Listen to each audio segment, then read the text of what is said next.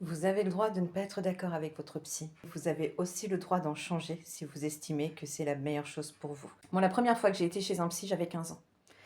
C'était en 1997 et c'était une psychologue au lycée. J'y allais de moi-même parce que je sentais bien que j'avais du mal à comprendre ma place dans la société. J'avais du mal à comprendre la vie. C'était douloureux, c'était une douleur physique.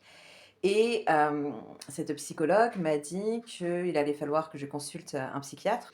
Et le psychiatre, très vite, après 2 ou 3 séances, m'a dit que j'étais à l'époque, on parlait de maniaco-dépressive, donc ce serait l'équivalent de bipolaire aujourd'hui.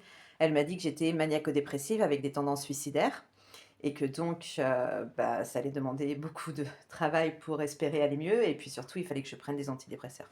Ce que j'ai refusé. Et puis en 2007, donc 10 ans plus tard, j'ai attaqué une, thérapie cognitive, une thérapie comportementale basée sur, les distorsions cognitives et là, pourtant, c'était du comportemental. Nous avons travaillé, j'ai évolué, ça m'a fait énormément de bien, mais toujours pas de diagnostic. 2018, j'ai eu de nouveau besoin d'aller, consulter un psy parce que, j'ai fait plusieurs fausses couches et donc là, idem, on a travaillé sur mon anxiété, on a travaillé sur ma colère, on a travaillé sur plein de choses. J'ai fait beaucoup de progrès, j'ai beaucoup apprécié travailler avec, cette thérapeute.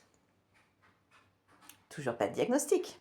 Et finalement, en novembre 2024, je me suis décidée à aller voir, la thérapeute que je consulte actuellement et c'était pour travailler principalement sur mon anxiété et en fait, il s'avère que cette personne est spécialisée, dans la neurodivergence et donc c'est elle aussi, heu, qui quand je lui en ai parlé en lui disant: «Bon, j'ai quand même beaucoup de symptômes qui ressemblent, à du TDAH, qu'est-ce que vous pensez?» Elle m'a dit: «Mais il y a un seul moyen de savoir en fait, c'est de faire un diagnostic».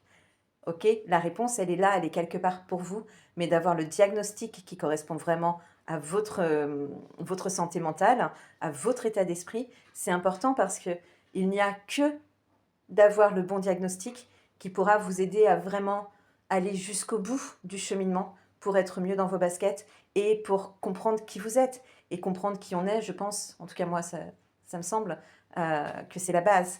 Donc vraiment, vous avez le droit de dire merde à votre psy.